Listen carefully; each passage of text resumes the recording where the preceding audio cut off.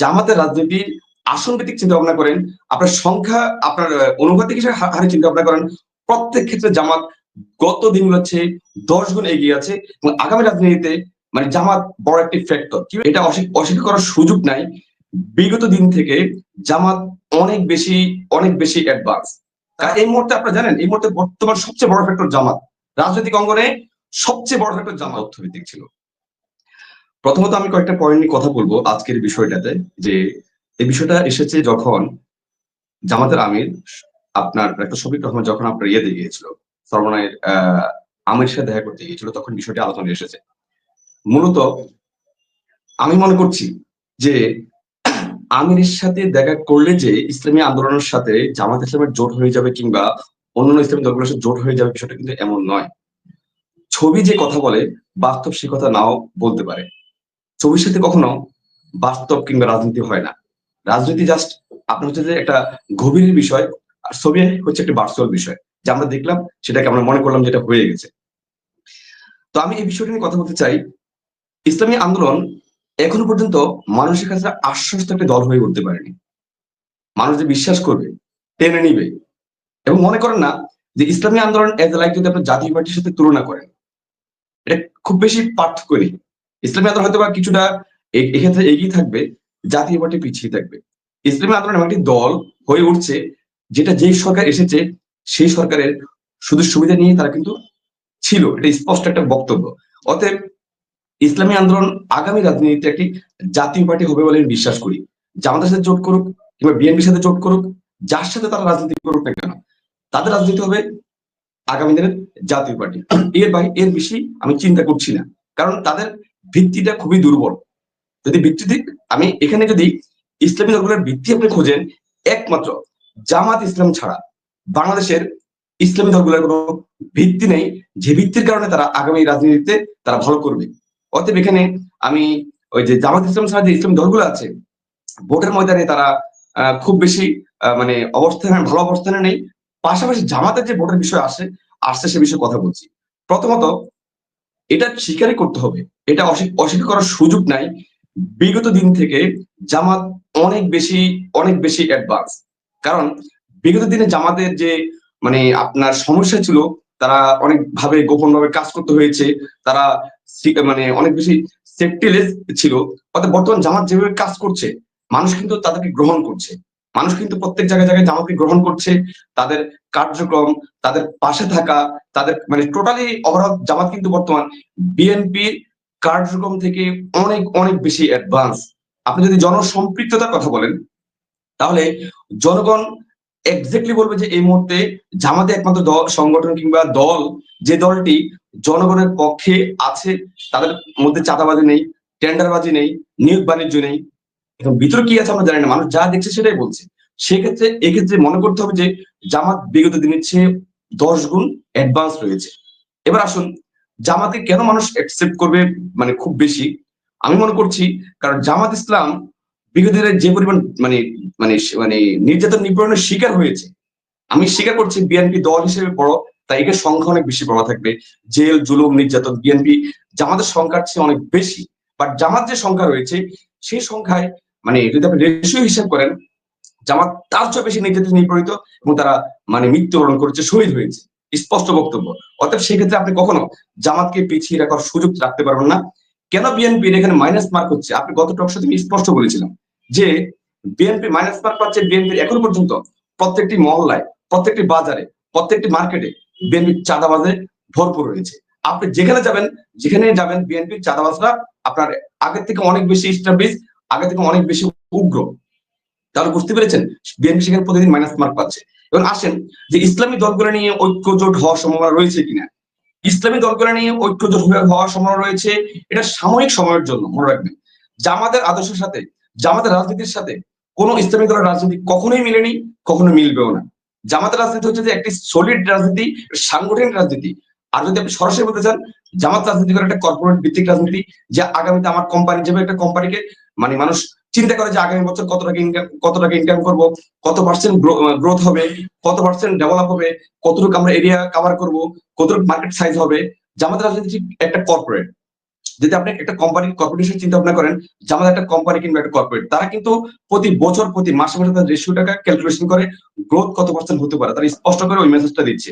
এবং তারা কিন্তু এই কর্পোরেটটাকে রাজনীতির সাথে রাজনীতির সাথে অ্যাডজাস্টমেন্ট করছে, যে আমার কর্মীরা, আমার মানে মানে যারা রোকনরা, তারা যাতে মানে অন্যের কাছে হাত পাততে না হয়, চাঁদাবাজি করতে না হয়, তারা কিন্তু সেভাবে এস্টাবলিশ হচ্ছে।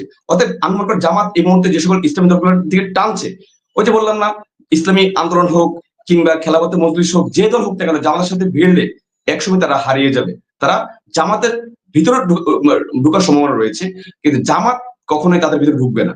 অতএব সেক্ষেত্রে বিএনপির সাথে জামাত যদি যে জোটে ছিল, জামাত কখনো বিএনপির সাথে জোটে থেকে জামাত কখনো হারিয়ে যায়নি। বিএনপির সাথে যারা জোট করেছে, জামাত ছাড়া প্রত্যেকটি দল কিন্তু বিএনপির মধ্যে হারিয়ে গেছে। ঠিক আপনি যদি একটু অন্যভাবে চিন্তা করেন, আওয়ামী লীগের সাথে যারা জোট করেছে, একমাত্র আওয়ামী লীগ দলটি ঠিকই ছিল, আর প্রত্যেকটি দল আওয়ামী লীগের মধ্যে হারিয়ে গেছে, কোনো দলের টেকসই হতে পারেনি। অতএব যদি নির্বাচন কেন্দ্রিক চিন্তা ভাবনা করেন, জামাতের রাজনীতি আসন ভিত্তিক চিন্তা ভাবনা করেন, আপনার সংখ্যা, আপনার অনুপাতিক হিসেবে হারে চিন্তা ভাবনা করেন, প্রত্যেক ক্ষেত্রে জামাত গত দিনগুলো হচ্ছে 10 গুণ এগিয়ে আছে। এবং আগামী রাজনীতিতে মানে জামাত বড় একটি ফ্যাক্টর। কিভাবে ফ্যাক্টর আমি স্পষ্ট করি, যেমন আপনি মনে এই মুহূর্তে রাষ্ট্রকে চালাচ্ছে, আমি যদি চোখ বন্ধ করি মানে একটা মানে বলি যে কোনো আমি রাজনীতি বুঝি না, এই মুহূর্তে সবাই সাধারণ জনগণ মনে করতেছে এই মুহূর্তে রাষ্ট্রটা চালাচ্ছে জামাত। আপনি এখানে জাতীয় নাগরিক কমিটি বলেন, সমন্বয়ক বলেন, কিংবা এবিসিডি আশেপাশে ছোট ছোট দলগুলো বলেন, জামাতের কন্ট্রোলে রয়েছে। অর্থাৎ জামাত কিন্তু একটা মানে গভর্নমেন্টকে সরাসরি কন্ট্রোল করতেছে। এটা ছায়া মানে একটা ছায়া সরকারের মতো জামাতের কাছে, আর কিছুই নয়। অতএব আমি মনে করছি জামাত এই মুহূর্তে একটা গভর্নমেন্ট ক্যারি করছে, একটা সরকার ক্যারি করছে। এটা কিন্তু অস্পষ্ট হলো, এটা কিন্তু মানুষের মধ্যে একটা অনুধাবন হচ্ছে। অতএব জামাত কিন্তু তার মানে এই নয় বিএনপি ক্ষমতায় আসলে, ধরেন আপনি বিএনপি আগামীতে ক্ষমতায় আসবে 150, 60, 70 আসনে ক্ষমতায় আসবে, ধরে নিতে হবে জামাতের বাইরে যে সিটগুলো থাকবে সেগুলো জামাতের সিট হবে। আপনি একটু একটু মানে মানে একটু মানে অ্যানালিসিস জানেন, জামাতের বাইরে যে সিটগুলো হবে সেগুলো জামাতের হবে। এমন হতে পারে বিএনপির মধ্যে 160-70 আসন যদি হয়, এই 160-70 আসনের মধ্যে 20টা আসন জামাতের থাকবে। জামাতে বলবে যে ঠিক আছে, বিএনপি নমিনেশন পেলো, বিএনপি নমিনেশন পেয়ে তারা পাস করলো, কিন্তু সিটগুলো জামাতের। আপনি যখন সংসদে পার্লামেন্টে যাবেন, দেখবেন আগামী পার্লামেন্টে যেটা হবে, স্পষ্ট পার্লামেন্ট হবে, ভোটে যে হা ভোট না vote, yes vote no vote, দেখবেন বিএনপির লোকগুলো জামাতের পক্ষে ভোট দিয়ে দিয়েছে। মানে জামাত কিন্তু এমন ভাবে আগাচ্ছে যেটা আসলে মানে আমাদের চিন্তার বাইরে চলে যাচ্ছে। অর্থাৎ আমরা মনে করছি যে জামাতের ভোট হয়তো বা আসন 30-40টা, বিষয়টা এমন নয়। জামাতের সিট এমন হতে পারে আগামী পার্লামেন্টে 50-50 সিটে জামাত চলে যেতে পারে। জামাত নামে যেতে হবে, বিষয়টা এমন নয়। জামাত নামে বেনামে সেই সিটগুলো দখল করবে। বিএনপি যদি আপনার যদি 160-70 আসন পায়, 20টি আসন 30টি আসন জামাতের এমপিতে থাকবে, বিএনপির নামে থাকবে, জামাত সেটাকে কন্ট্রোল করবে। অতএব আমি মনে করছি যে জামাত এই ইসলামী আন্দোলন ছোটখাটো যে জোটগুলো জোটের চিন্তা ভাবনা করছে, এগুলো জামাতের কাছে জাস্ট একটা আইওয়াশ। জোট করলো তারা জামাতের মধ্যে হারিয়ে যাবে, এবং যেসব দলগুলো রয়েছে ইসলামী দলগুলো বিএনপির সাথে জোট করলে তারা বিএনপির মধ্যে হারিয়ে যাবে, জামাতের সাথে জোট করলে জামাতের সাথে হারিয়ে যাবে। কারণ জামাত হচ্ছে যে একটা সাংগঠনিক ভিত্তি, সময়ের সেরা একটা আপনার দল, যে দলের সাথে টক্কর দেওয়ার মতো বিএনপিরও অনেক সময় সংখ্যায় কাজ করে। তারা এই মুহূর্তে আপনারা জানেন, এই মুহূর্তে বর্তমান সবচেয়ে বড় ফ্যাক্টর জামাত, রাজনৈতিক অঙ্গনে সবচেয়ে বড় ফ্যাক্টর জামাত। আপনি যদি একটু চিন্তা করেন যে জামাতের সেনাবাহিনীর প্রধান সবাইকে আগে কল না দিয়ে গেল, জামাতের শফিক রহমানের কল দিল, বিষয়টা বুঝতে পারছেন? এটা অনেক গভীর বিষয়।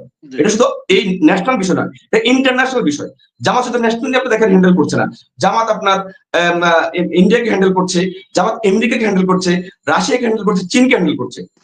তারা চতুর্মুখী একটা আন্তর্জাতিক লবিং রাজনীতি করছে। অতএব তারা কিন্তু আপনার ওই শুধুমাত্র দেশ নিয়ে বসে নেই। তো অতএব আমি মনে করছি যে জামাত আগামী দিনের একটা বড় ফ্যাক্টর। আমি একটা বিষয় নিয়ে কথা বলবো, সেটা হচ্ছে যে আপনার জাতীয় নাগরিক কমিটি এবং সমন্বয়ক যায় বৈষম্য ছাত্র আন্দোলন, তাদের অবস্থা কি হবে?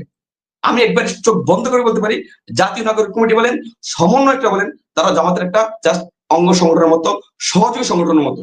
তারা আগামীতে জামাতের অঙ্গ সংগঠন কিংবা সহযোগী সংগঠন হিসেবে কাজ করবে, এর বিকল্প আমি কিছুই দেখছি না। কারণ আপনি যদি একটু রাজনৈতিক যারা অ্যানালাইসিস করে তারা বুঝতে পারে, আগামীতে জাতীয় নাগরিক কমিটি বলেন, বৈষম্যের ছাত্র আন্দোলন বলেন, যে সকল দলগুলো তৈরি হচ্ছে, অধিকাংশ দলগুলো জামাতের পকেট একটা আপনার পকেট অর্গানাইজেশন হবে, আর এর বাইরে কিছুই নয়। এবার আসেন আমি কথা বলি বিএনপি এবং আওয়ামী লীগের বিষয়। আপনি দেখুন যে নির্বাচনের পরে এসেই কিন্তু কি করলো জামাত এবং বিএনপি একই সুর, যখন জামাত বললো যে আওয়ামী লীগকে আমরা সাধারণ ক্ষমা ঘোষণা করবো। জি জি, তো সেক্ষেত্রে কিন্তু একইভাবে আওয়ামী লীগের বিএনপির সংখ্যা ছিল, তারা ক্ষমা ঘোষণা করছে, মানে তাদের ভোটগুলা, আওয়ামী লীগের ভোটগুলা বিএনপির পকেটে চলে যাচ্ছে, তাই তারা ইনস্ট্যান্ট কিন্তু জামাতকে ফলো করে তারা একই কাজ করলো। অর্থাৎ জামাত বিএনপি বড় ফ্যাক্টর, বড় ভয়ের কারণে জামাত হচ্ছে, এর বাইরে কিছুই না। এরপর আসুন যে আমাদের যে বিষয়টা, যে আমাদের ঐক্যবদ্ধ 1 মিনিট, ঐক্যবদ্ধ যে ইলেকশনটা, যে এটা কিভাবে হতে পারে।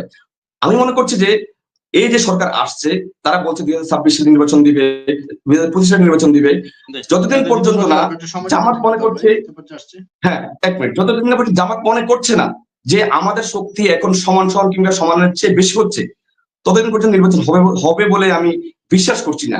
জামাতের প্রয়োজনে সরকার আরো লেন্দি হতে পারে বলে আমার মনে হচ্ছে। এই হচ্ছে আমার অবজারভেশন। ধন্যবাদ মনির ভাই।